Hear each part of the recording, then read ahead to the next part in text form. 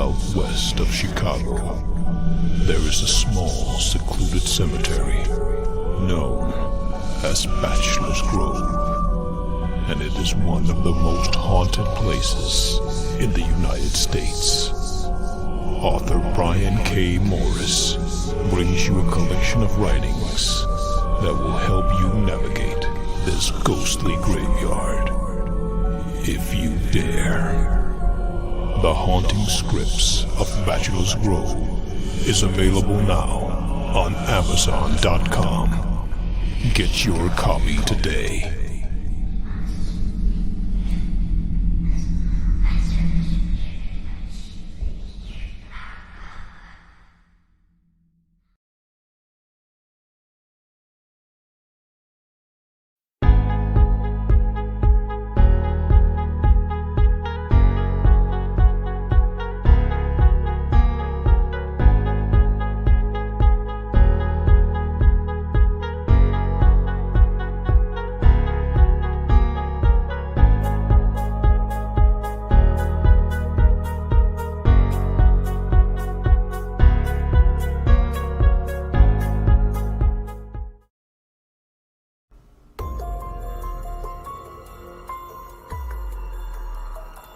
Welcome to Clever Title Pending with your host, Brian K. Morris, independent publisher, freelance hybrid author, award-winning playwright, and former mortician's assistant.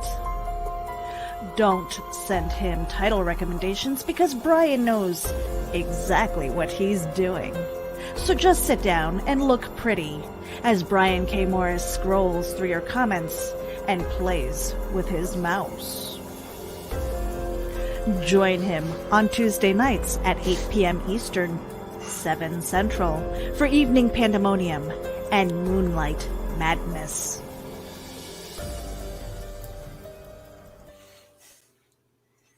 Good evening. How the heck are you? Welcome to a very special episode of Clever Title Pending. Yeah, we're out of the normal Tuesday slot. Every month we're going to do at least one special episode, and we couldn't make it more special if we tried tonight. We're going to bring out Meredith Loughran, who has got a lot to say. She wears a lot of hats. She wears them fashionably, and she has got a lot of irons in the fire, and she's going to take a victory lap tonight because she just had an uber successful Kickstarter campaign. So if you've ever thought about running a crowdfunding campaign, get your questions ready. Or if you want to learn how to build a broadcasting empire, this is the night to take some notes. All right. And speaking of notes, we want to send out some notes. We want to say some thank you notes to iHeartRadio, Amazon Music, and Spotify, and other venues that we're on for podcasts. Thank you very much for listening to us. We do appreciate it. Also, we are part of the Rising Tide Broadcast Network, which includes shows like Stupid O'Clock and Lunchtime at the Doghouse, TED Talks, and Nevermind the Furthermore, the latter being one I'm very fond of. And also, if you're watching us on the reruns or you're watching us live, we appreciate your being here. And if you're watching us on Facebook, please, if you like any part of the show, give that video a like, and also like the venue you're on. Same with the YouTube. Please subscribe, ring that little bell so you'll be notified of all future appearances. And also a special thank you to our Patreon supporters. Please consider supporting our venture on patreon.com/Brian K. Morris. And I'm excited. And also want to thank our sponsor for two more thank yous. The sponsor of the night, which is Plasma Fire Graphics. You saw those two spots at the start of the show. They can do that for you at a very reasonable price. When the look of your book matters to you, check out Plasma Fire Graphics. And also thank you to Geek Insider for powering this show. And here is the true power of this show. Coming up now, the one, the only Meredith Loughran. How are you tonight, Meredith? How are you? Thank you for having me, Brian. Well, thank you for allowing yourself to be had. Meredith and I are old friends here, and a lot of what you see here, the glory that is this show, such as it may be, is because of Meredith here. She's put in a lot of hours, not just influencing the look of this broadcast, but also answering my tearful requests for information. So, let's see. I want to get something going up here. I took it down when we were having some technical issues earlier. And, actually what I'm going to do is I'm going to start out with giving Meredith the floor. All right. And then we're going to be talking about this, the Compendium of Dread, which has just wrapped up, today, wasn't it? It was this morning at 7-ish this morning, and kind of crazy. And I'll talk about not doing that again. But You learned your lesson, did you? I've learned my lesson. My goodness gracious. But yeah, just a really quick introduction with me concerning some of the hats that I am wearing. I am an associate editor over at Geek Insider, as well as the executive producer of the Geek Insider podcast. Our flagship podcast is Geek Speak, and we are migrating over to a new YouTube channel. So I will probably be sharing that with my social media as we go along, not necessarily in this show. You can. Well, one of the founding, I have to find the link though, because it's not a short link. We started from scratch again. So you have to get to 100 in order to get that vanity URL. It's like, oh man, here we go again. But I'm also one of the founding 5 of Terraform Comics, and we've got a lot of stuff that's happening. The Continuum is going to be kickstarting very soon.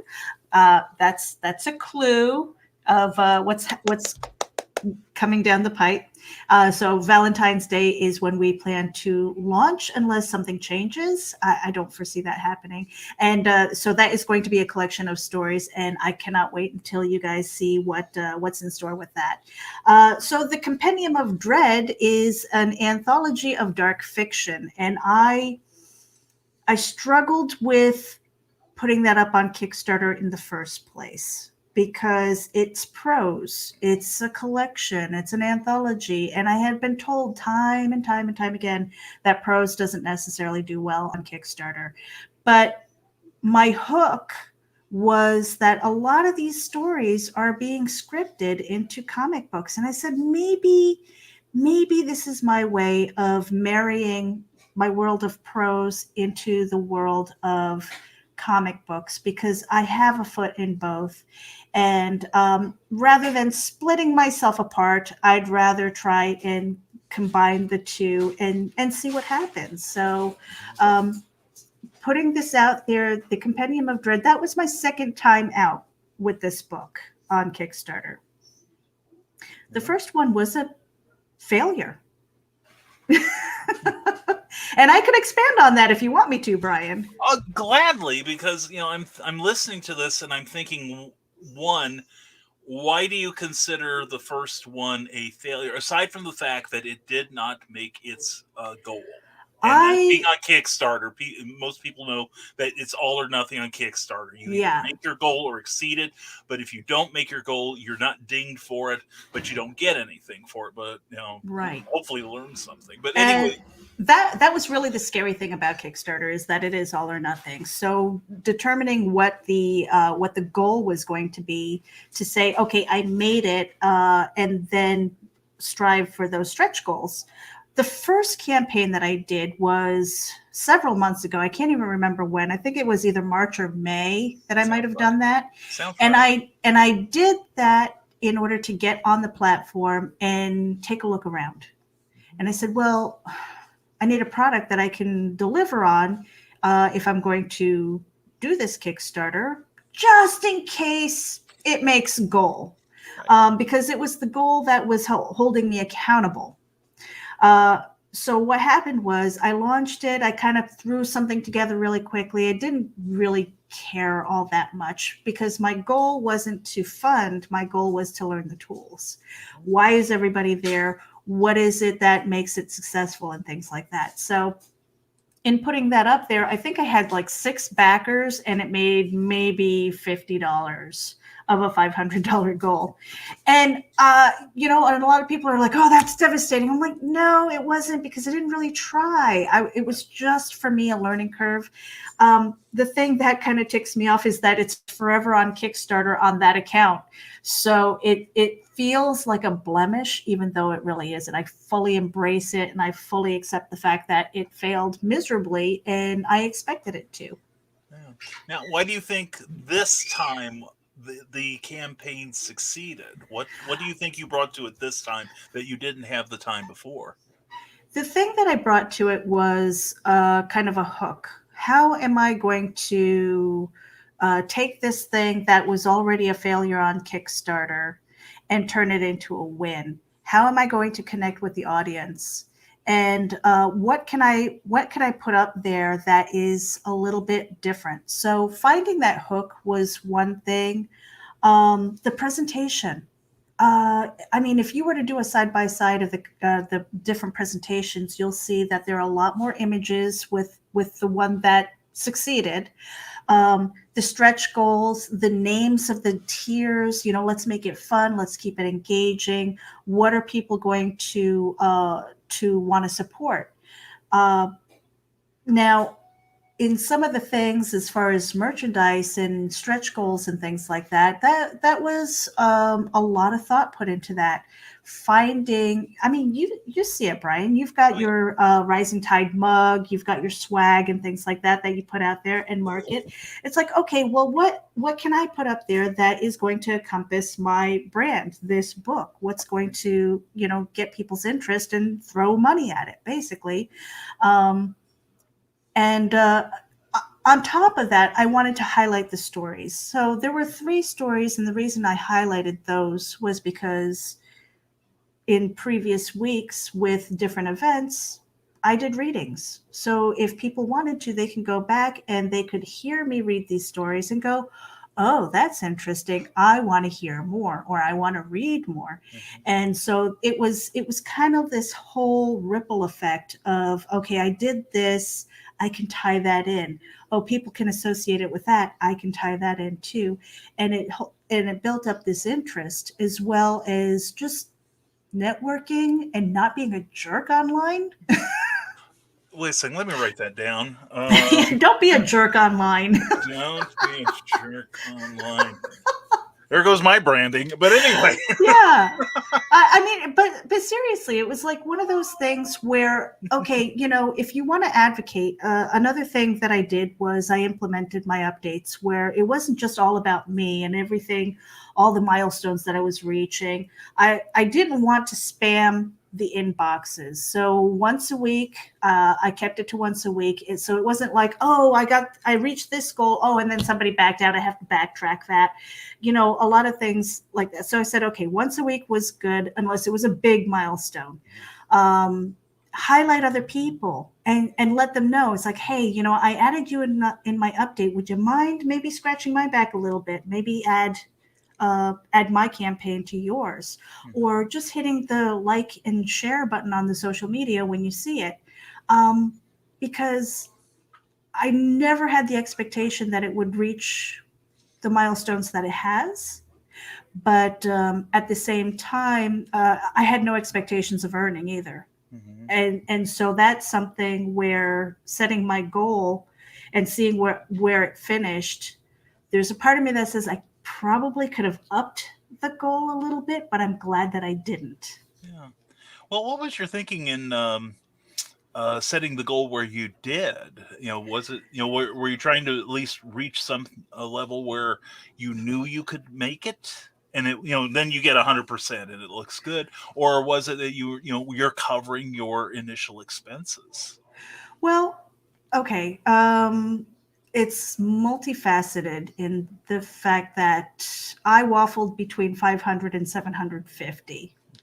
And the reason why I kind of stayed there, and I probably could have even bumped it to 1,000, but that was scary to me because everywhere I turned, everybody was like, prose doesn't do well on Kickstarter. Prose doesn't do well. Right. Anthologies, they do terrible on Kickstarter. Don't do it. Why are you going there? Right. And all that stuff. And so I had a little bit of that imposter syndrome and a lot of doubt. And I said, okay, well, my first time out was 6 backers.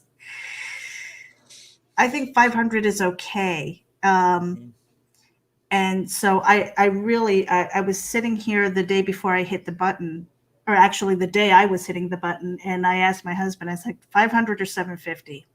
And he goes, 500. I said, okay.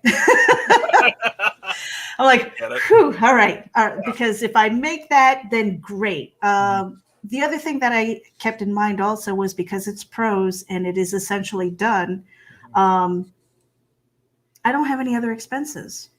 Yeah. I mean, now I could have easily taken my PDF file and gone over to Amazon and just put it up there. Right. And I do intend to do that. But the hook again was, hey, I'm doing this crowdfund. It isn't just because I need to pay the electric bill, which I do, but these funds are not for that. Right. These funds are so that I don't have to tap into that electricity money and pay for art for these comic books, which, I mean, I sent you the first script. Yeah. I've had 3 edits on that since then. So you probably wouldn't even recognize it, Brian. Oh, I'm sure. And and even as it was, I saw a lot of good stuff in there. I think, and I'll say it openly because this is something I encounter with a lot of people who have never written a comic book script before.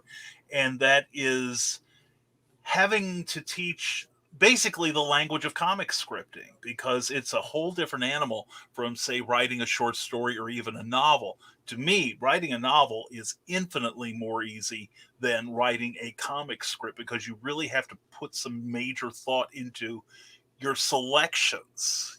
What image are you going to use that will grab the reader's eye and still move the story forward, sort of thing. So, I saw a great plot.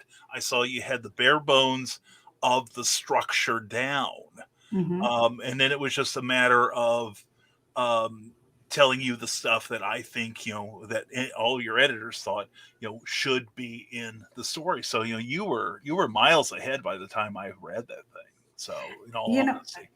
And quite honestly, a comic book script is even different from a movie or a television script. Very, very. Very much so. And somebody asked me, they're like, well, why?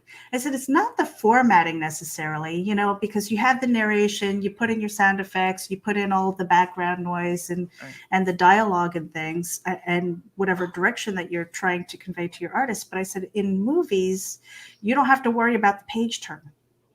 Yeah.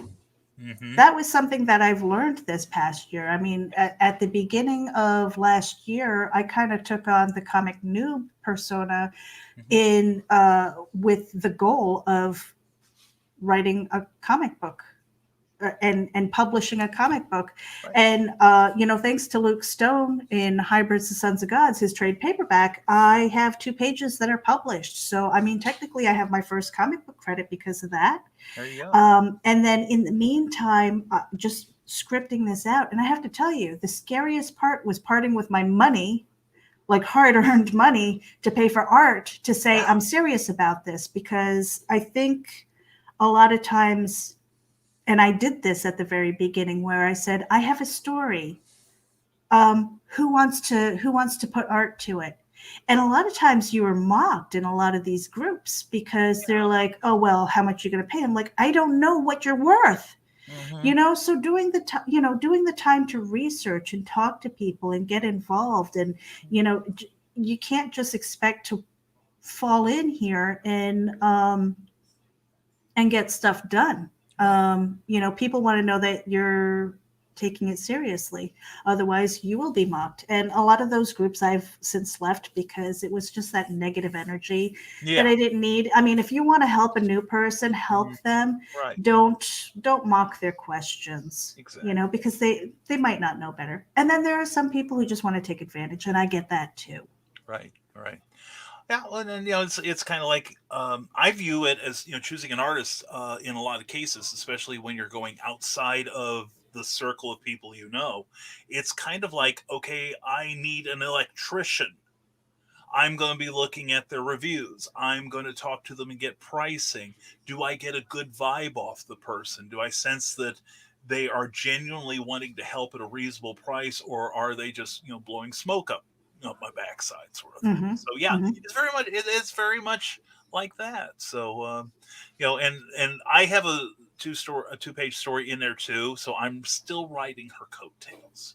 Okay, to this day. So, no, This coming from the guy who's got his name on Spencer Spook. Come on. I know. Not that I brag about it a lot, but and not that, of course, it leads to work with others, but just saying. Mhm. But anyway, let's get a few comments in here.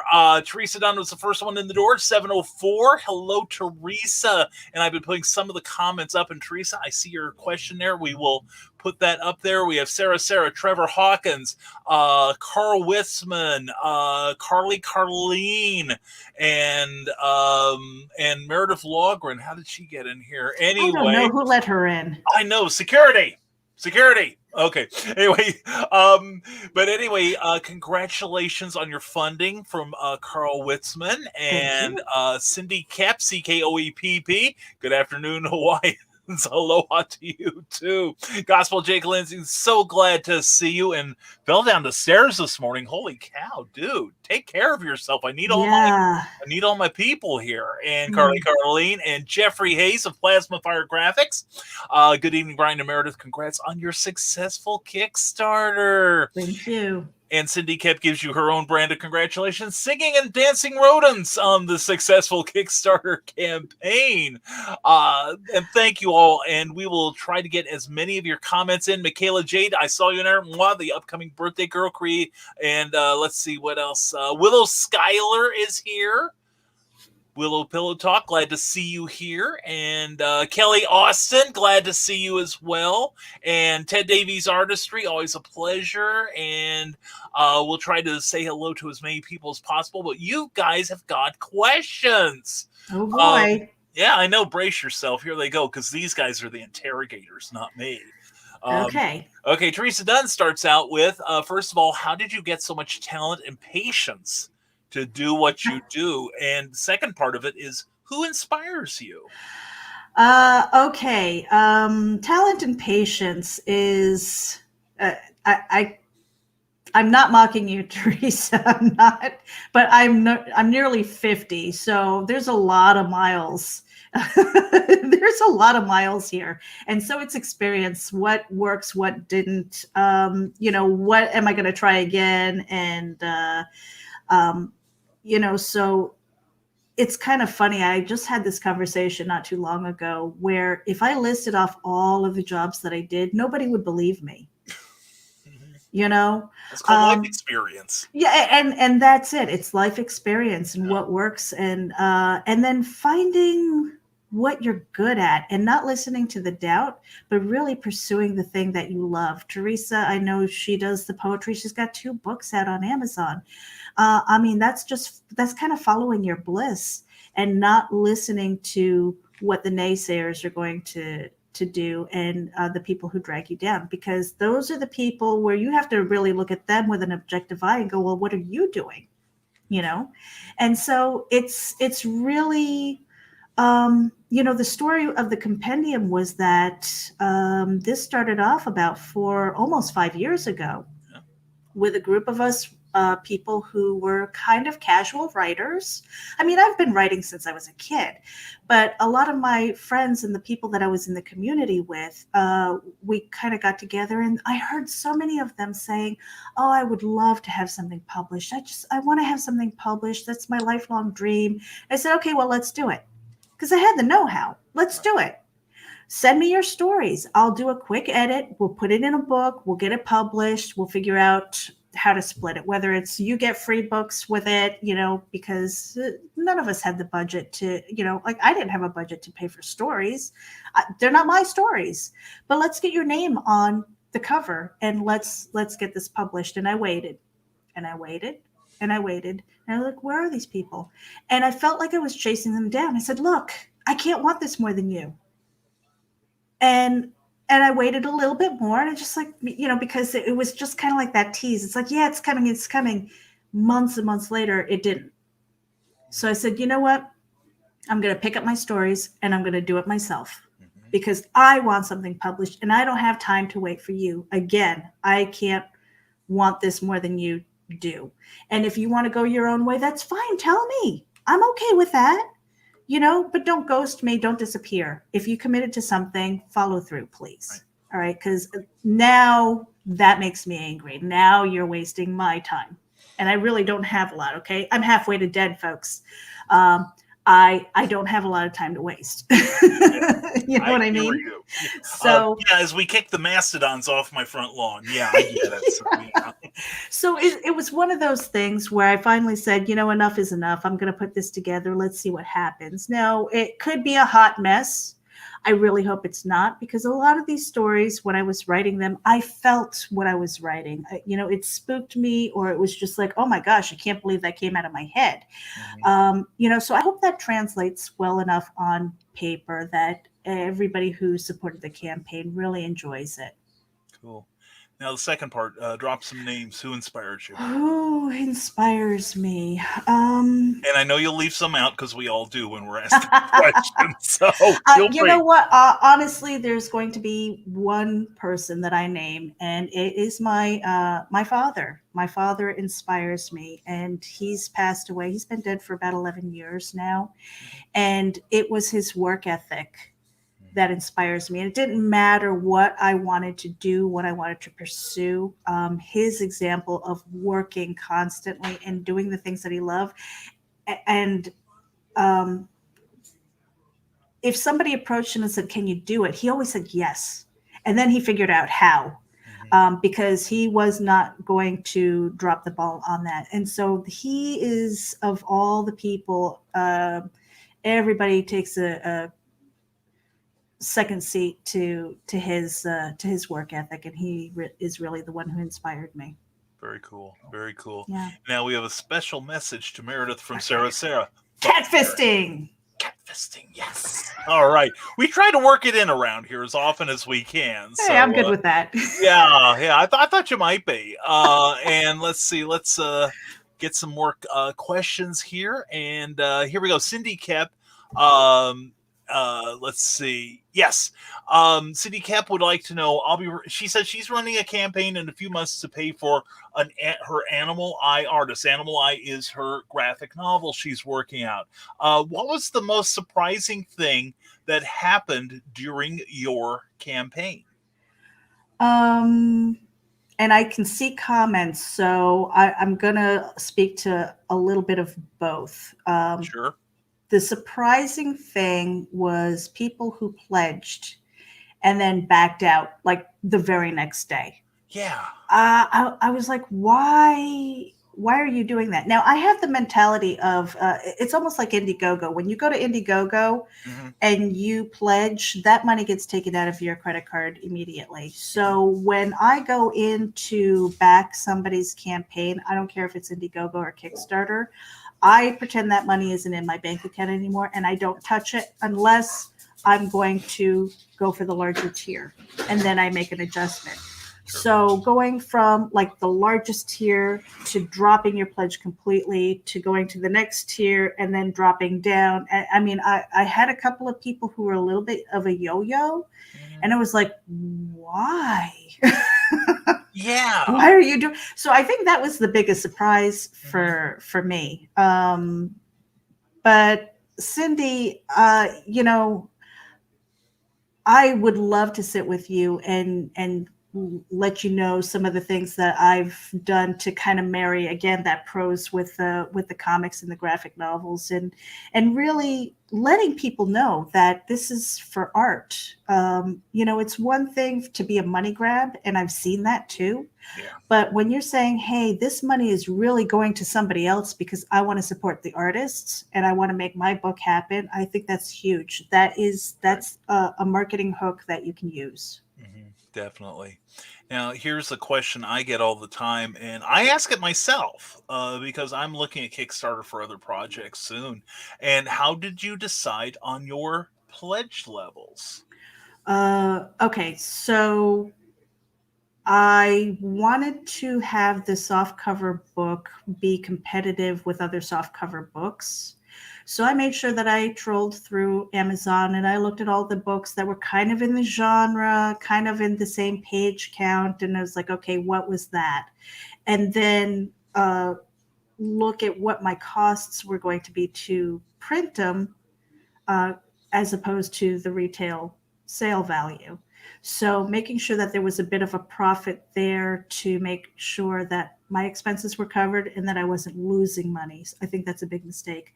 A lot of the merchandise, whether it's the stickers or the bookmarks, the mugs and things like that, there's very little profit on the tail end of that. I mean, for some, there's more of a markup. For others, not so much.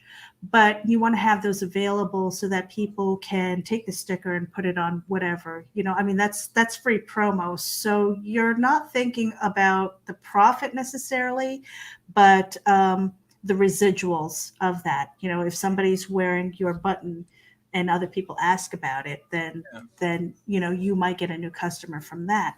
So those pledge levels were based on expenses, tacking on as much profit as possible without feeling like I'm fleecing the readers and the supporters.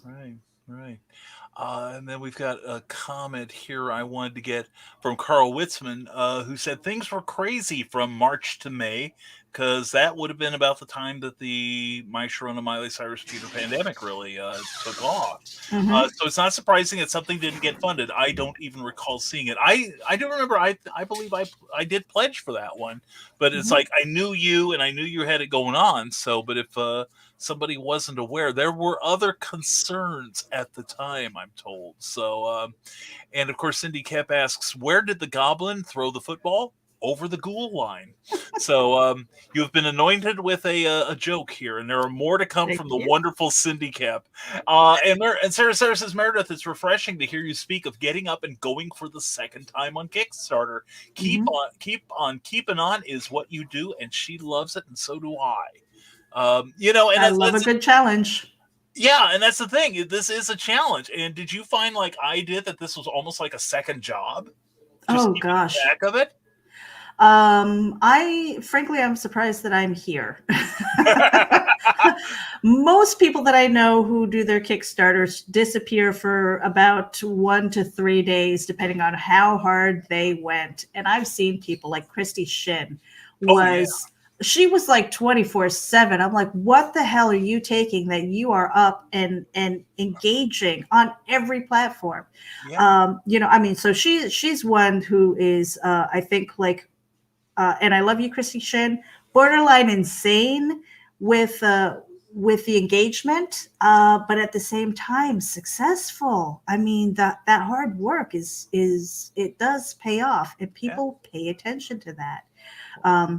Look at Luke Stone for the Hybrids trade paperback. He was the same way. Mm-hmm. Hopping on every show as much as possible, and for me, it was.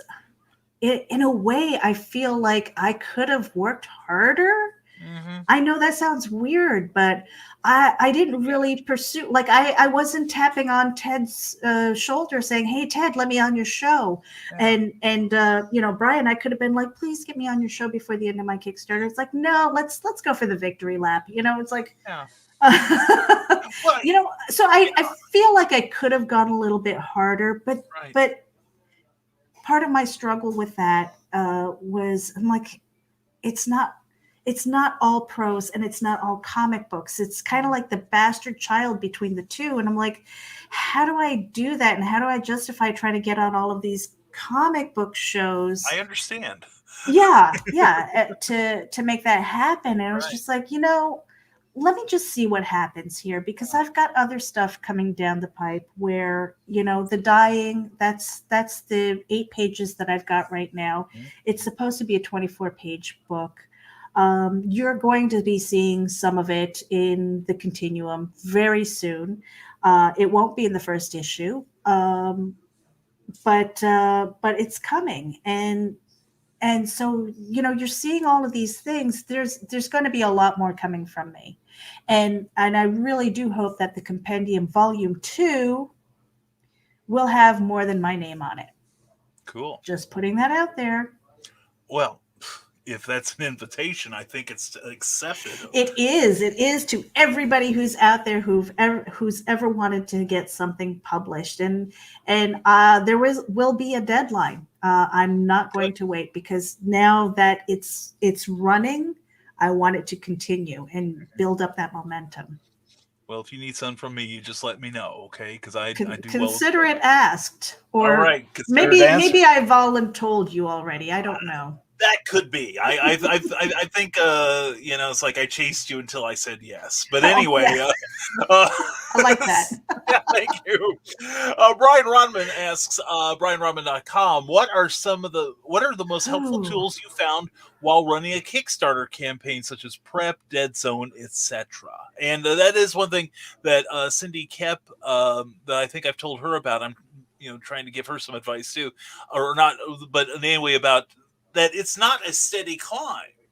It is up and down and up and down, and it's an emotion. It's not only a financial roller coaster, but an emotional one as well.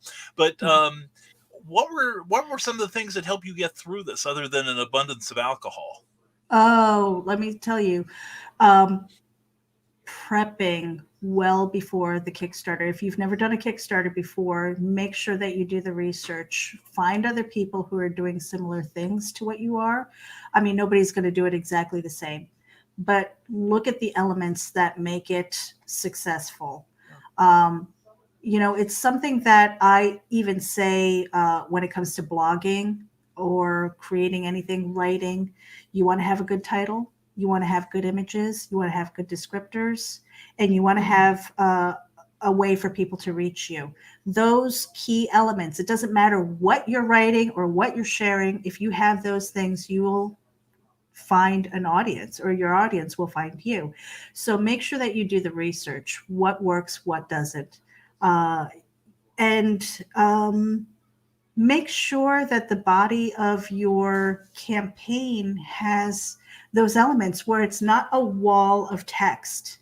You have, just like blogging, you have to break it up a little bit. You have to have your headlines. You have to have your images so that you don't have the eye fatigue of going there and just scroll. I mean, now it's different with comic books. If that's what you have, if you have a multitude of variant covers and you have art that you want to show, that's different, because then it's a wall of color and people can enjoy that. But when it's a wall of text and you have to use your brain muscle a little bit, you have to break it up into bite-sized pieces to keep them engaged. And that is critical. So that baseline, those baseline elements of doing that for quick engagement to make it aesthetically pleasing as well. And then put in your humor. People connect with people. I've said this time and time again. People connect with people. They don't connect with things. So if you're sitting there going, buy, this, that, this, that, and the other, people want to know who you are. And I really believe that, and I went through the backer list. There are a lot of people that I don't recognize, and maybe it's because I don't know their real name or I don't know their username or something, but I'm like, oh, wow, that's really cool. I'm reaching an audience that is beyond my initial circle, and that's where I want to be. So what was it? What was the secret sauce for that? And all I can say is, again, don't be a jerk, do your research, and have a really good presentation. You don't want to come out looking sloppy, because you can't take that back. Exactly. Well, and that was one thing that amazed me about I've helped run other Kickstarter campaigns too, and what really amazed me were the number of goodly percentage of the people that back these projects don't come through Facebook, or they don't come through LinkedIn or wherever, or Instagram. They come in through the platform itself, whether it's Indiegogo or Kickstarter, because they're looking for something specific. Mm-hmm. Or something different in, like say in a book form or a comic book. That is their marketplace. So, I'm not surprised that you found a number of people that you did not know. Yeah, and keywords and categories also is really important. Like if you have music, don't put it in with fiction. I mean, I think people forget to look at that, and they're not as thorough. So if they're putting it in the wrong category, the people who are in that category are probably going to get ticked off. They're like, what are you doing here? Probably so. Mhm. Now I'm going to mash up a couple of Cindy Kep's questions here. How challenging was it to run a Kickstarter, and did you learn something fascinating along the way? Okay, so how challenging was it? For me, it was a 30-day marathon, just making sure that I kept up and really disciplined. I tried not to look at it 24/7 because I am obsessive and I would have killed my F5 button just to refresh it all day. That's all I would do if I didn't have some discipline to walk away from it. So there's that. It's like watching the pot boil. It never does when you're watching, right? So what did I learn that was fascinating along the way? I wouldn't even say anything was fascinating about it. It was really putting my head down and getting the work done, and trying to be positive about it. I mean, there were days when, again, somebody might pledge and then the next day it was gone. And it was like, you're seeing your numbers go up and down and stuff. And I guess that was a little fascinating. I'm like, why? I'm like, I'm not offended. I just want to know why. Yeah. Now, sometimes, like in my own case, for perspective here, I looked at one person who had dropped from my campaign, but I knew them, and I knew that they, sometimes were living from paycheck to paycheck. And that I understood, but there were some people who were total strangers, and I'm like, especially ones who had pledged like a sizable amount. It's like, I didn't question why they did it in the first place, but then you wonder why pull it back the next day. It's it like I said, it can be an emotional roller coaster. If you don't pull away from it every now and then. Cindy Kep says there seems to be a lot of moving parts for a Kickstarter. Yep. Did you use any cool toys to stay organized, or what techniques did you do? Because you have to have a certain amount of organization, especially while the campaign is running, to keep on top of everything, because you want to keep commenting, you want to be able to answer correspondence, you want to Mhm. post updates on a regular basis and keep teasing what you're doing, plus that on other platforms where you're still pushing and pimping the project. Yeah. What did you use to stay organized? I'm going to be brutally honest here. Not much. Okay, let me explain myself a little bit. Okay, so the first Kickstarter campaign that I did for the compendium was to learn the platform. This one, though successful, and I'm so happy, and I cannot wait until these books are out and for delivery. This one really felt more like, okay, now I'm learning the tools. Now I'm figuring out really the in-depth stuff of what's working for me, where my audience is, and stuff like that. So to stay organized, I would say do as much as you can before you launch the damn thing. And what I mean by that is, okay, before you're launching, you want to have your images. You want to know ahead of time what merchandise you want to add for your backer goals or your milestones and things like that. So make sure that you take those snapshots and you know exactly what it is. Make sure that you have everything priced out so you're not chasing yourself later when you're exhausted because you've been trying to promote this. Do it all up front. If you have your backer goals, make sure that you have them situated. If you can, and I say think big. Think like you're going to succeed. Think like you're going to surpass all of your goals. I had 3 stretch goals. I didn't make it to the third one. I've got a metal card that people aren't going to get. That doesn't mean that that was not a success, but I mean, I have them, and I wanted to make sure that those were ready for delivery. Prepare as much as you can ahead of time. Get your images for, like I had the same image and for the 3 locks, and then one was unlocked and the other 2 were locked, and things like just those things that you might not think about, and all of a sudden you're like, oh crap, I unlocked that. I got to throw up a new image. Yeah. have that text ready. I would say even have some of your updates pre-written. A little bit of canned is okay, and then you can customize it when you get to that point and ready. So instead of sitting here going, I don't have time to write an update, but I got to put something out so people know that I'm engaged. Um, do it ahead of time, and that's what I've learned. So those are tools that I will have in my toolbox for the next campaign. This one, I really didn't have any. I was going by the seat of my pants, folks. That's the truth. Having the updates prepared, that's a great idea.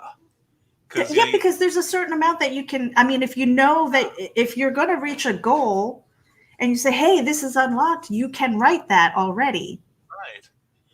And the further you get into the campaign, the more likely you're going to be brain fried. So Yes. having that preparation is the key here.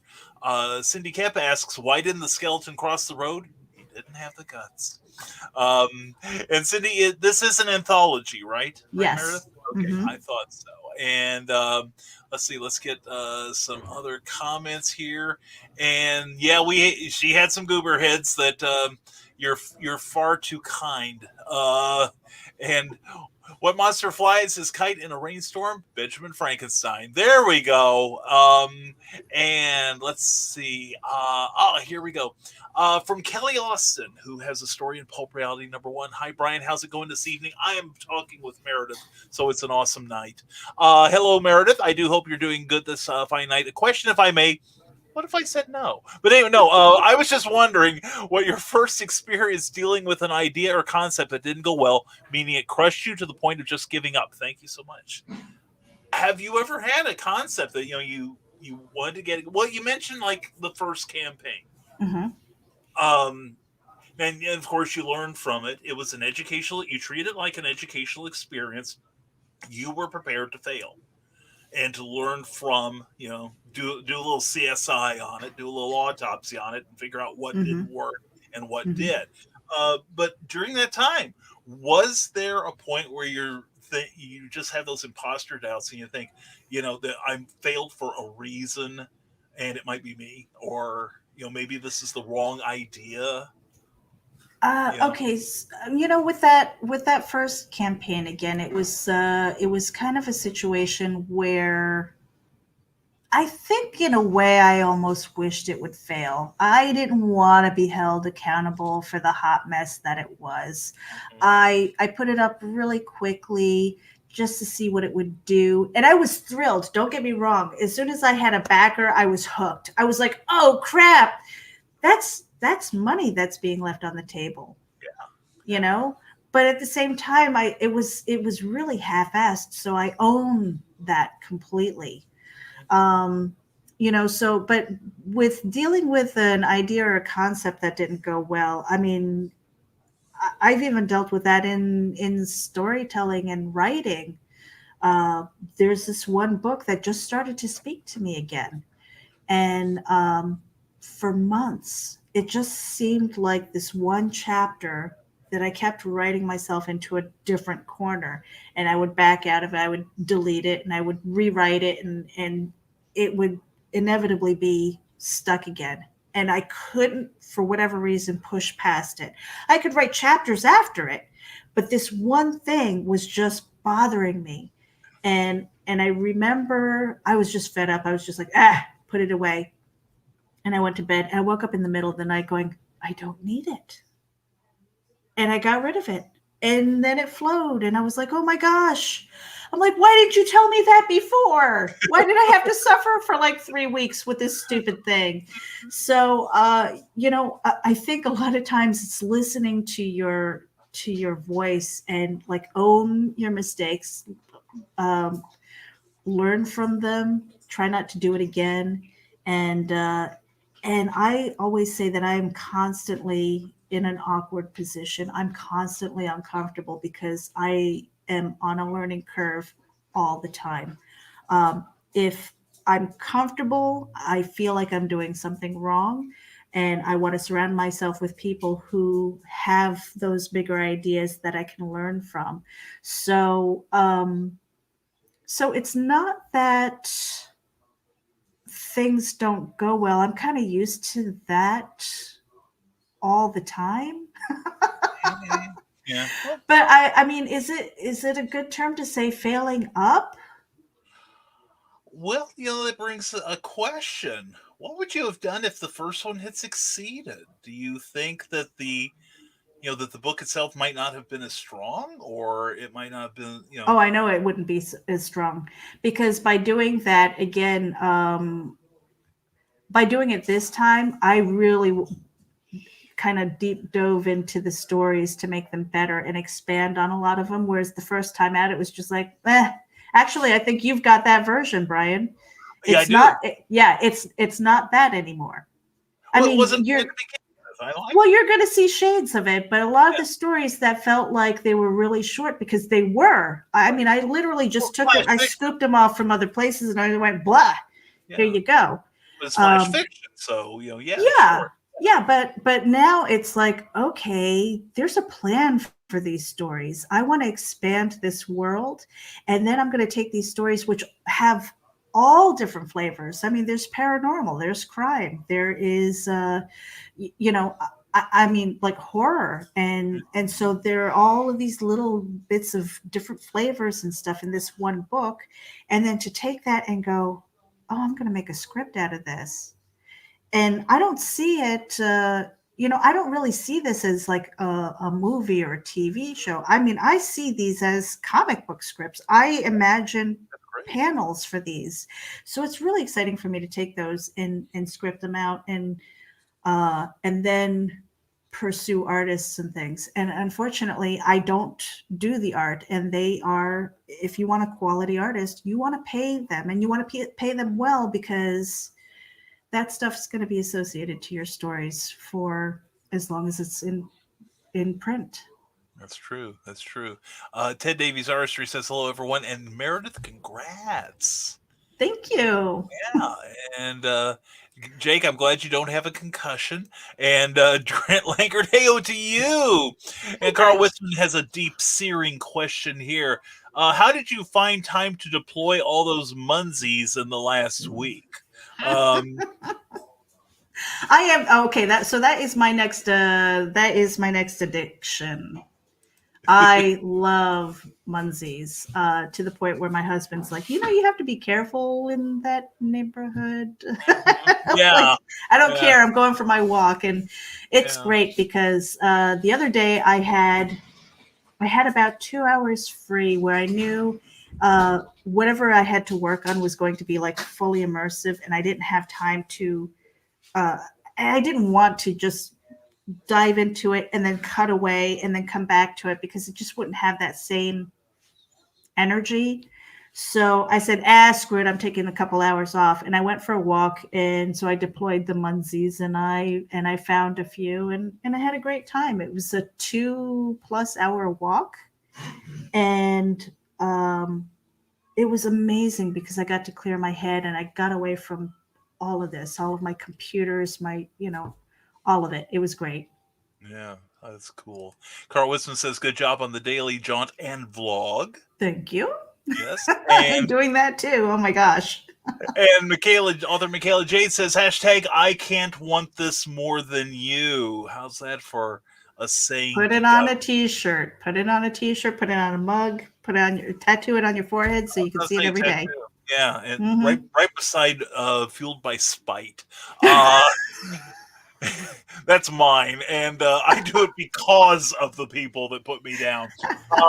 And Cindy Kemp is in there too, saying on the naysayers. Yeah. And Ted Davies Artistry has a question here. Meredith, how did you come up with the total needed for your Kickstarter? And is everything okay up back there? Yeah. I've got the husband in the kitchen. He's cooking dinner. Okay. No complaints there for the noise. Okay, I was going to say then. That's all right. Ted Davies Artistry asks, how did you come up with the total needed for your Kickstarter, and was it difficult to figure out? Again, Ted, it was one of those things where the book itself is done. I mean, technically I could have gone to Amazon and just started, like really promoting my an author page over there. The reason why I did this was because I wanted to generate funds to pay for an artist to help offset my costs for that. So I'm not really pocketing anything. Anything above cost is going towards an artist, whoever that might be. Right now, it's Antonio Brandao, so I can finish up the dyeing. But I've got about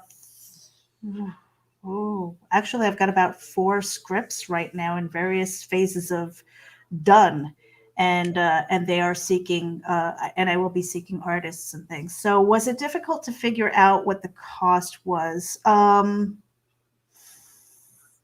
It probably should be, and I'm going to plead ignorance in a way, because this is again kind of like that bastardized child. Like the book, it, maybe it shouldn't have done as well as it did, but because of that hook into comic books, maybe I got more people, I'm thinking, or maybe enough people heard the story that they want to see the Genesis story and what it looks like in comic book form. I'm not really sure, but anything over cost is going towards art, and that was just a bonus for me. I didn't care if it was $100 over cost. You know what I mean? That was $100 less out of my budget to pay for an artist, because no matter what, I'm already invested. Yeah, that's true. Now, Trevor Hawkins would like to know, what would you say to readers that are solely into prose as an invitation to expand their horizons? Okay, if you are, all right, I'm going to say this. I tripped man. into comic books and the community kind of picked me up and dragged me in, but it wasn't that much of a struggle, okay? Because it ticks off so many things that I've always wanted to do my entire life. I've always loved creativity, not just writing, but I do like to draw. I just don't consider myself an artist.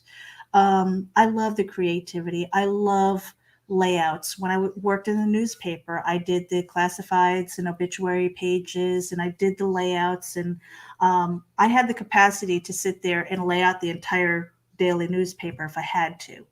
So there were a lot of things that ticked off of the challenging and fun stuff, and the challenging and why the hell am I doing this? But it's fun, so I'm going to do it because I love to torture myself. So I don't know if I'm answering the question, but You're getting there. Yeah, you're doing fine. yeah. So it's and I lost my train of thought. I don't remember what the question was. I just kind of went off there like I'm just, it takes off everything.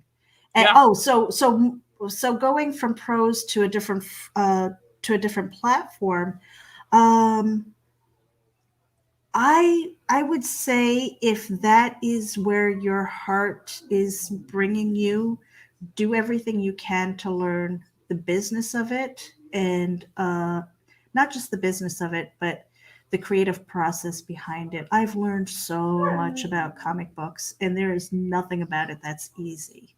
Yeah.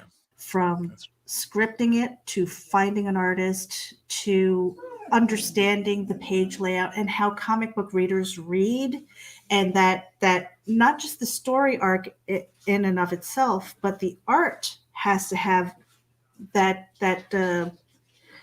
direction, and then being able to, as the writer of prose, to understand that there is a page turn. You're not writing for movies. There's a page turn, and you have to give them a reason to turn the page. Now, it doesn't have to be a cliffhanger for every single odd page.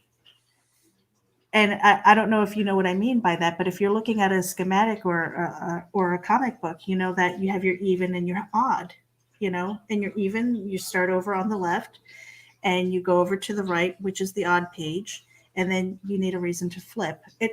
And again, it's just all of those things that you don't realize come into play. And then lettering. and just terminology. Like, don't say storyboard when you mean thumbnail. It's just all of those things. But if it's something that you've always wanted to do, I say dive in with both feet and try. Because at the end of the day, if you really tried hard, then there will be no regrets. But at the end of the day, if you don't do it, if you don't try, it'll be the one thing that bothers you. Yeah. You don't want to pay the price of regret. Mm-hmm. Yeah. And Brian Rodman warns you got to watch out for us comic book folk. We'll drag you in and make you one of us before you have time to get smart and get out. That happened. Yeah. We were having a debriefing and a deprogramming later. So let's see. Look into this, right? Yeah, exactly.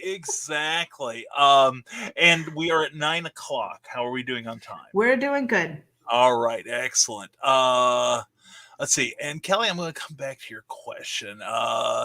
And Pops Van Zandt, glad to see you here, sir. Hey, Pops. And he's every freaking where. Glad to see that. And here we go. Brian Rodman asks, after we say hello to the Eric Hawkins, he makes us call him that now.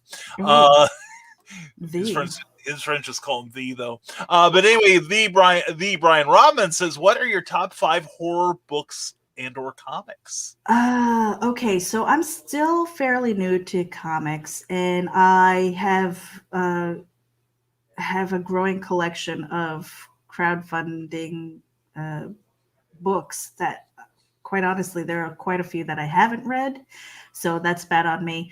But when it comes to prose, it was really a lot of the Stephen King's earlier things, Richard Bachman. I love Robert R. McCammon as far as crime. Clive Barker is another one. But, it's not just horror for me. I love romance novels. I love erotica and thrillers and things. So I'm influenced by a lot of stuff. So it's not really, I don't think that I could name 5. It's just, maybe it's seasonal. Maybe it's my own personal stuff. I mean, I have seasonal depression, so a lot of times that's when I'm writing the deep, dark stuff that, like, I'm slitting my wrists today, Or getting 100 words in, yeah. Yeah, exactly. Or I'm kind of scaring my husband, saying, "Hey, honey, you want to do a little research?" And he's like, "No." Tell me you're writing erotica, please. For love of God, tell me you're writing erotica. Yeah. and it's like one of those things where I would probably be upset and a little offended if I wasn't on some kind of a watch list because of my Google searches. Mm-hmm. But the influences are out there for all of it, just to embrace all of it, and whatever you can take and marry it into a unique story, by all means. But I couldn't name just a book. Yeah. I get asked questions like that, and I tell people the answer I give you now will not be the same answer I give you an hour from now. Exactly. It could really change. It depends on, it's like listening to music, I mean, I have my angry music and I have the stuff that I can fall asleep to. There we go, which is probably the angry music by this point. And also, Meredith, Brian Rodman continues, I have to say I'm so happy for you. Thank I'm you. so very excited to read this. And he says he's inviting you to be on the Dastardly Dingoes podcast to talk about it and your upcoming launches. That's a fun show if you haven't caught that already. So that's the golden ticket right there, Meredith. See, it's worth it just being on the show and enduring me for an hour. You've got the path. Where were you during my campaign? No, I'm just kidding. No, seriously. No, but there are a lot of things that are coming up, so I am looking forward to that. Absolutely, Brian. Let's touch base, and I need to get you guys on my show as well to promote the Dastardly Dingoes. They are fun, and Mhm. next time I promise you we will get you in at the start of the campaign. So, uh, no, but actually, I like getting people towards the end. Either hopefully give them a push. Like I think we did pretty well for Kara and Nicole on Firebench a few weeks ago. So I'm taking Mhm. full credit for it. But something like this is kind of refreshing to be able to debrief someone while the pain is still fresh. Sarah, Well, she's exhausted and can't fight too hard. exactly. It's kind of like Hot Ones. Instead of feeding you, Scoville units off the charts, we're grilling you before you can have dinner. Sarah asked, "How much do you order with swag for when each stretch goal gets unlocked, and how much do you think you need to pay out of pocket for those?" Okay, so stretch goals, the stickers and the bookmarks, honestly, there's no shelf life. I don't have to worry about them expiring. So I have ordered more so that I can have them with the idea that I am eventually going to have a butt in a seat at a convention or two or three. So those are kind of an investment, and I love bargain shopping. So obviously, the more that you get, you go to Sticker Mule and you get a better deal for 100 stickers than you would 50. So if you can afford it and you can get more, knowing that they are evergreen, try and do that. But again, you don't want to kill your budget either. A lot of this stuff is money that I paid up front before the Kickstarter. And quite honestly, I don't know that I would ever make all of the money back, but it's an investment. So, Brian, as well as I do, the after sale, having the books in stock and trying to, put together those bundles and things and say, hey, for this amount, you're still making profit, but it's later on down the line. So if those are things that you can accumulate and put in with the packages, just makes it feel that much more special later on. Yeah. And if nothing else, like I found with my Kickstarter, you know, if I were to have those stickers, I'd toss one in anyway to some Hmm. people, just or offer it later as kind of like something you can buy afterwards. So Yeah. Brian Rodman, and I've got another one down the way that kind of ties into this. Brian Rodman has found Comics Launch to be the most helpful tools with his previous launches on Kickstarter. Have you utilized any of their resources? I haven't. So that is, I'm writing that down right now. There you go. See, Comics we launch. yeah. One of the things that I've been looking at was just to track. I mean, I know that I have my own tools, but just to see what other people are doing, I've gone to Kick Track to watch Oh, my campaign. yeah. But then to also see what other people's what their campaigns look like, and to see that they have their ups and downs. So it makes me feel a little bit better about my ups and downs when it comes to people who go in and then maybe adjust their pledge or cancel. Right. It happens. But when I see other people going through that, it doesn't make me feel so bad about it. I'm like, oh, okay, well that's just the way it is. Yeah, and But really, Comics Launch. Comics Launch. All See, right. everyone learns on this show. I like it. I wrote it down too. I forgot about it. So, and Michaela Jade, prose is what you and I write for the most part. It's words without pictures. How's that? Uh, Hmm. and then Joshua Hicks, good seeing you. Haven't seen you in ages, buddy. Have you ever tried platforms like Gumroad, like the sales places, kind of like Etsy? It's kind of like Etsy, but more for creative types, or Hmm. such as what you and I do. Not that crafts aren't creative. And are they worth trying for a beginner? Have you tried any? Are you looking at any other sales platforms other than say Amazon or Um, Ingram Spark? um, Now I know that Carl and Donna have books on. It's Lulu? Yeah, Lulu.com. It's another Okay, publisher, very much like Amazon. And right. I mentioned So, Ingram Spark, which can get your books into libraries and into mhm, stores, but they do accept returns, so be cautious there. And when you sign up for them, you can also get onto Amazon as well. right.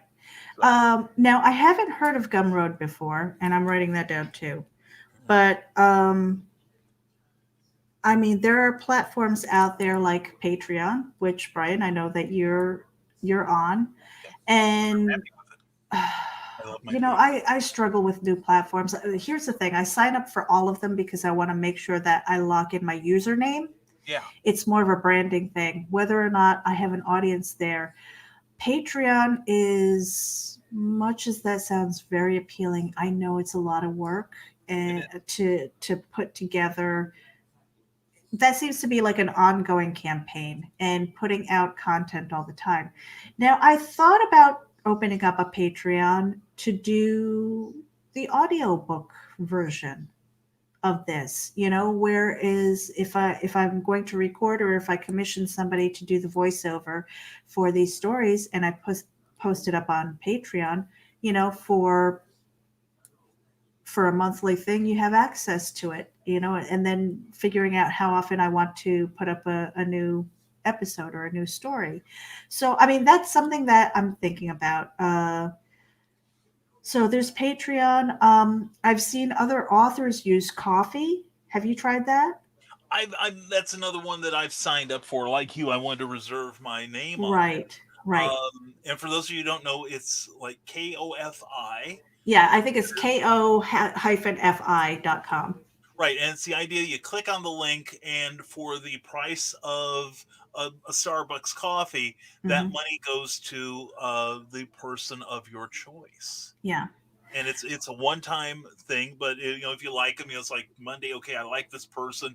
Yeah, buy Tuesday, him a coffee. yeah, I'll buy him a coffee. Hmm. Tuesday, he's a waste of DNA. I'm not going to listen to him. And then Wednesday, oh my God, he's brilliant today. So yeah, we'll give him some coffee today. So that's the kind of how it works. Yeah, and then there are other things like there's Goodreads, obviously. I mean, are you on Reddit? There's so many platforms out there that I think it would be in all of our best interest to figure out where our audience is. Now, it's really hard to compete with Facebook as far as that, but they're not going to help you monetize. No. They will help you maybe put your name out there and build a group and stuff like that, but Mark Zuckerberg makes the money there. Mhm. So where can you put your energy to make some income or residuals and things like that? And that's really the struggle. When you have an answer, let me know, because I'm still trying to find my way, and I've got a couple of platforms. There you go. And Brian and we kind of think the same way, in the sense that, well, one, we might not be hire. I don't think anybody really wants to hire us anymore. But two, For yourself. that work ethic again. If we're Yeah. working so hard, if we're willing to work as hard for other people, why aren't we working this hard for ourselves? And I'm Yeah. not saying that quit your jobs and pursue the dream. You got to pay the bills and you have to put food on the table, but carve out that time for you to pursue these things, and then see where it takes you, because eventually you're going to have the free time to go all in and see where it takes you. Exactly. And we just hit 9:15. So Still good. You got me for another 15 minutes if you want me. Oh, darling, how I've longed to hear those words. Brian Rodman says, talk a little about the importance of building a fan base before launching. I know so many folks who launch and expect that to be their main means to build a fan base. Now, I'd see it as sort of symbiotic, but I think you do need that social presence to at least build the foundation on it. What do you think, Meredith? Building a fan base is very, very important. But here's the thing, and I know that I've said this a few times on a few other programs. You want to get to the step beyond your inner circle and your nucleus of family and friends. And the reason why is because mom and dad have seen you naked. They've changed your diapers. They've seen you make mistakes, and you're their idiot kid. So they're going to look at your projects and go, "That's nice, dear. What are you doing to pay the bills?" Family and friends, same thing. Your friends have seen you drunk. They've picked the vomit out of your hair, whatever the case might be, and so they're going to be like, "Oh, there she goes again," or "There he goes again." And it's like, yeah, okay. How many of these wild-haired ideas are they going to do before they quit? I mean, so you have those they love you and they want to support you, but they've seen you trip up. You want to get to the people who don't know you that well. That's true.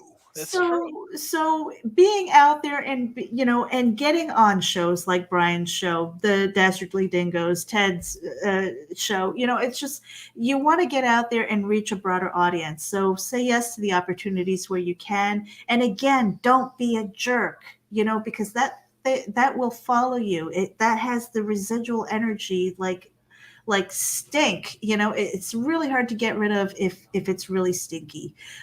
So go out there with the best impression that you can have.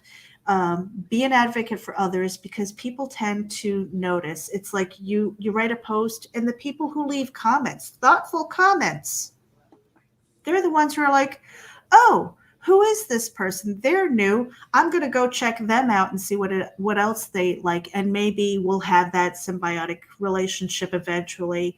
And then you turn your fans into advocates. And that's what you want. You want to get to a point where they're like, when they see your stuff and they know you and they know the quality of your work and your work ethic, they're going to be out there hustling for you without being asked, because they believe in what you're doing. Yeah, and you've shown that you have a commitment to your own work. Mm-hmm. Then that's where that work ethic comes in. That you are willing to do shows 27 hours a day, 9 days a week, in order to get your passion project out in front of fresh eyes. So yeah, people do pick up on that. And yeah, you talk about positive energy. That's the theme of our enterprise here. Yeah, so, rising tide. Exactly, and it works. And you are as much of an example of that as anyone, because you do a lot for other people too. And I acknowledge I'm one of the recipients of it. So, and I'm eternally grateful. Carl Witzman asks, do you have a deadline for having your books in hand? Now, there is a process when you do crowdfunding, that when it's successful, the money is not in your account right now. No. You want to explain that? Okay, so Kickstarter, what they do is they try and collect all the funds, and you have about 2 weeks before it will be in your bank account, 2.5 sometimes, depending on your bank. Yeah. So once that's deposited, then you know that the funds are in there and you're free to go. There are some who, there might be a problem with charging their card, whether it was an old card, they didn't update their profile or whatever, and they'll get notified. But a lot of times your numbers might even drop because of that. So don't worry about that. As far as the deadline for my book, what I did was, in this campaign, I had an offer where I was going to write up to 5 new stories for that tier. And those stories, I was going to have some feedback from the people who pledged those tiers, so that it could be really not only just dedicated to them, but they would have a hand in it, whether they were a character in the book, or maybe they wanted to kill off a frenemy or something like that. So whatever feedback that I get to keep them happy and glad that they supported that tier is kind of a cool thing. And what I'm doing with that is going to be higher up on the priority list as far as scripting it and getting art to put into either an anthology for a comic book or a standalone. So I'm really excited about that. But as far as books in hand, once those stories are done, then it will go to print. And that's why I have the, I want to say, I hope to have it distributed by end of March. I think that's the goal. That's very realistic. Yeah. Realistically, yeah. In order to write the 5 and then make sure that it's printed, because I also want to make sure that I get a book back, just to make sure the quality is there. Oh, you've got to. Yeah. My one book, Conflict, I got my proof copy back, and I did a page 1 rewrite when I saw all the stuff that had slipped through the cracks as far as production went. So yeah, that big advice, folks. When you get a chance to get a proof copy, definitely get it. It pays for itself and then some. Carl Wisman says, I just love the ones who friend you and then want to sell you something within a week. Hey, dude, I've been building the humor group for over 5 years. Do some work first. Build your group. And it's kind of like, I keep telling this one story. I made a personal appearance and somebody, there's levels in every industry. There's definite tiers in this. And somebody asked me, would you tell me how to get where you are without doing any of the work you had to do? And my second answer, the more polite one, was I wouldn't tell you if I knew. Yeah, you can imagine what my first one was. There's that whole, overnight success thing again. Yeah. Come on, really? Yeah, I've worked a long time to become an overnight success. So. Yeah. You see all these white hairs, okay? They're all dedicated to like the creative process. There you go. Yeah, I burned all mine off. So Cindy Kemp would like to know, will you run another Kickstarter for other projects? Now, you were successful with this one, but there was a lot of work involved, huge learning curve. Do you think, in looking at it, and I know that we're only a few hours with it in the rearview mirror, and you're going to get a different perspective as you think about it more. But at this point in time, looking back, the plus and minuses. Do the pluses outweigh the minuses so that you would try the very same thing again with the sequel? I definitely would. And I would do that with prose, and I would do it with comic books, and I would do it with an audio book, and whatever else I could throw up there if I've got an engaged audience. And in fact, we're getting ready to launch a Kickstarter for Terraform Comics, The Continuum, which is going to have some stories into it. And really, you're going to be blown away by some of the creators that are involved in that first book. So I mean, it's just, I'm already looking at diving into the next one because I've got admin capabilities to go in there and start working on the text and really collaborate with like what art we want to share, what again, building that whole, it's kind of like that story arc, but it's to really put your project in the best light. And you want to put that much thought into it and care, because people will see that and they'll visit and they'll see your video. I mean, and quite honestly, if you can have a video, the plasma graphics stuff, Brian, I'm like, why aren't you using them for your intros and outros and not my crappy work? I'm like, holy crap, there's stuff blows me away. Loyalty. Aw. And I'm like, they blow my stuff away. I mean, if you can afford it, make sure that you hire people. Yeah. If you can't do it yourself, put out a quality video. It makes a difference. Now, there are videos that I've seen that kind of made me not want to scroll down anymore. So you have to be careful with that too. But that's a whole other conversation. Yeah. But yeah, I'm definitely on board with it. And I would love to talk to anybody who wants to maybe learn from some of my experiences and some of my mistakes and just go, don't do that. Right, Right. Now this comic project, is that going to be through Terraform Comics? Mm-hmm. Okay, cool. Yeah. And terraformcomics.com. And Carl said, I just asked about the deadline because we might visit Meredith's area in February or March, and he laughs maniacally. Ooh, does that mean I have to clean my house? Damn. Oh, not for these guys. They're cool. And let's see here. Then we're closing in on 9:30, so we've got two more. I've got a statement and a question here, and Trevor Hawkins says, Meredith, I love Brian's intro. So does Brian. I have a couple that I made myself. I have taken them out of the queue. Oh, no. Seriously, mine look like Stevie Wonder did them by comparison. Brian Rahman says, when should we expect the epic omnibus comic collection by Meredith Loughran? Oh my goodness, I haven't even thought about a date, but I would be lying if I didn't say that these stories that I'm scripting now would eventually be in a trade paperback. I've thought about it. I don't have a deadline yet. Well, you got to get all the stories ready. I've got to get all of the stories need art, and that's going to take some time. But they might be one shots. They might be involved in other comic anthologies.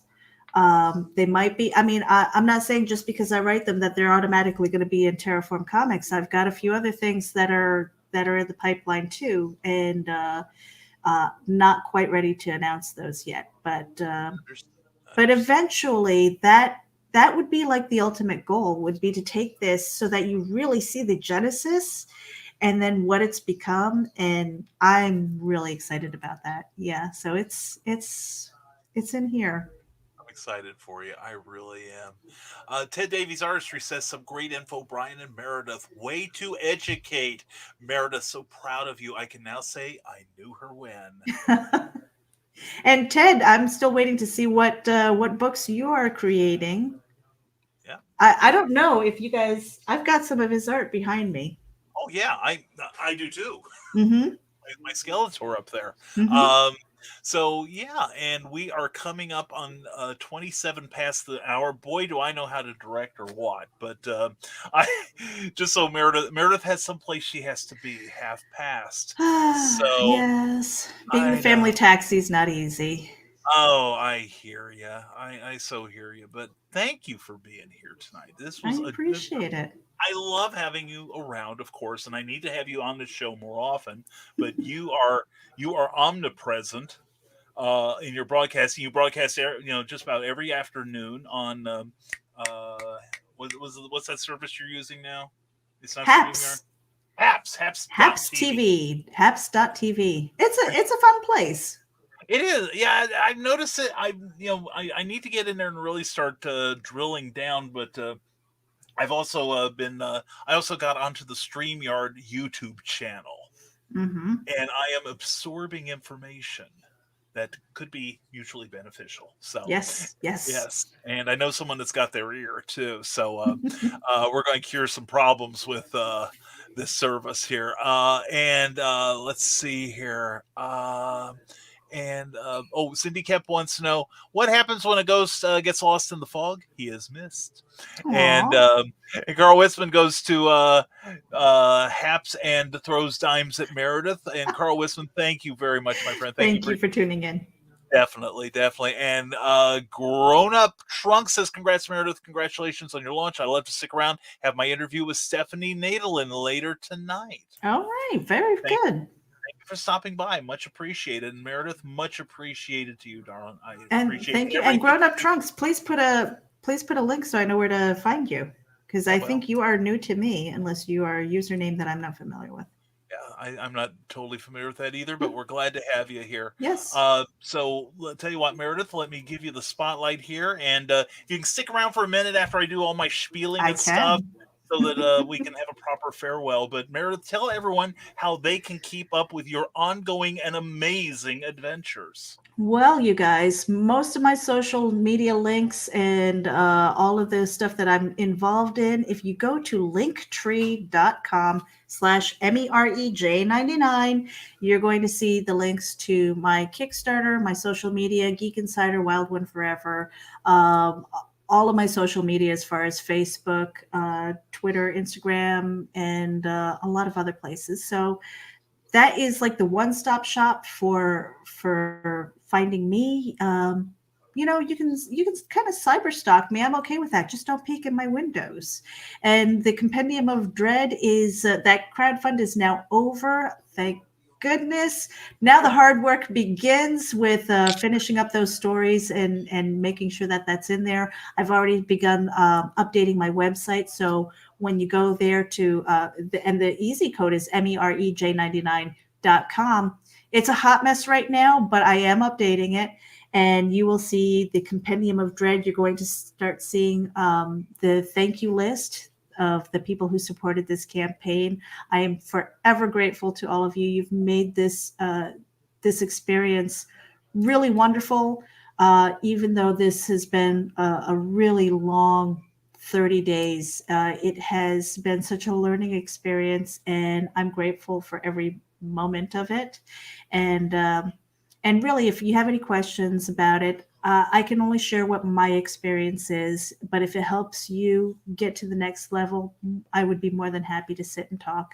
But that's really it for me, Brian. Thank you for having me. Well, thank you again. And we've got a couple bits of business. Oh, Sean Dien, thank you. Okay. Yeah, okay, yeah, cool. Thank you so much for being here. Much appreciated. And Cindy Kep tells you, thanks for hosting the adventure. Much fun was had by all. And thank you, Cindy, for your contributions, as always, tonight. Your great questions and your jokes. You make this show so much fun. And so do you, Meredith Loughran. Again, thank you, darling. Thank you so much. And we're going to mute you, etc. And then we'll talk after I get all my folder all done, okay? Okay, yeah, I'll take care of that. Anyway, so anyway, that was Meredith Loughran, and we will have her back before she comes to her senses again. And keep an eye out for that compendium of fear. And when you can get a copy, please do. I'm looking forward to it. And as always, we want to thank some people. Again, Meredith Loughran, please keep tabs on her. She's an awesome lady. Check out Geek Insider, who powers this show, because she's one of the guiding hands on the rudder there. And check out her own stuff like WildOne Forever. Great way to start your weekday. Also, thank you to Plasma Fire Graphics for sponsoring the show. Plasma Fire Graphics, when the look of your book matters to you because it matters to your reader. Thank you to everyone who contributed all the great questions. And Philip Thompson, saw you there. Appreciate your being here. All of you, thank you for your questions and comments as always. And if you enjoyed this video, if you're watching on Facebook, please give the video a like, and also like the page you're watching on, whether it's Rising Tide Publications or the Rising Tide Broadcasting Network. Also, if you're watching on YouTube, whether it's on Geek Insider or the Rising Tide Publications page on YouTube, please smash that thumbs up, molest that little bell so that you get notifications of any sort of future broadcasts that we do, and also please subscribe, because you'll enjoy the content from both of those pages now and in the future. Thank you to our friends listening to us on iHeartRadio, Amazon Music, Spotify, and other podcast services. Programming notes: I will be back on the air tomorrow morning at 10 a.m. Eastern, 9 Central for another Nevermind the Furthermore. Stupid O'Clock will not be happening tonight, though, because Joe Dog is having some plumbing problems. It is becoming an ongoing thing. Also, I will be appearing with Joe D. McPhee at Exegy Studios on YouTube this coming Saturday at 10 p.m. Really looking forward to that. And we're really looking forward to next week's guest. Next Tuesday, we're back at our normal time. We're going to have somebody who is most epic, the one, the only, Michael Watson. He is an illustrator. He's the publisher. He's got one of the most cool interview shows where he draws the characters of the person he's interviewing. Great show. He's a fun guy. Looking forward to getting to know him, and I think you will too. He's currently running a Kickstarter for a project he's got going that ties into the stuff that he does on air. So please tune in next coming Tuesday night for Clever Tile Pending at its regular time at 8 p.m. Eastern, 7 Central, and also check out all the shows on the Rising Tide Broadcast Network. Stupid O'Clock, lunchtime at the Doghouse, TED Talks, and the upcoming Creative as Hail. We've got some great stuff coming up, and we hope you're on board with all of it. And so I think it's everything. And so everyone, thank you again for being here. We'll see you tomorrow on Nevermind the Furthermore, and a week from tonight, or it's coming Tuesday rather, on Clever Tile Pending. Everyone, as always, stay smart, stay safe, wash your hands, and never apologize for being awesome. Thank you, everyone, for being here, and we'll see you soon. Take care, everyone.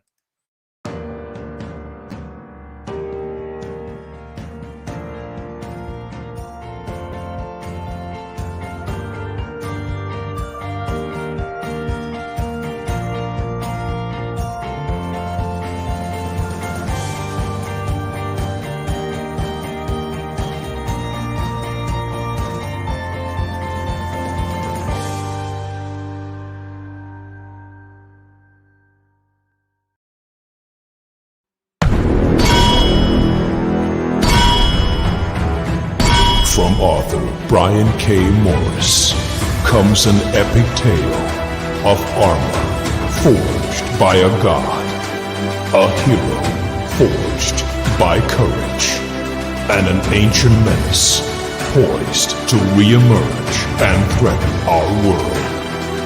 Volcana, Rebirth of the Champion, is available on Amazon.com. Get your copy today.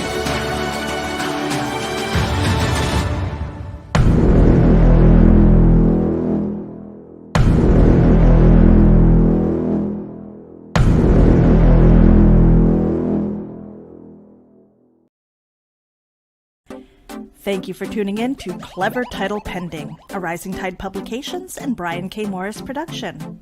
A member of Comic Book Advocating Network and sponsored by GeekInsider.com. Become part of our show with sponsorship and advertising opportunities. For details, contact advertising at GeekInsider.com or visit podcast.geekinsider.com. The Geek Insider podcast is available on your favorite app, so please hit the follow button and share it out to your friends. Because if you don't, you might have to turn in your geek card.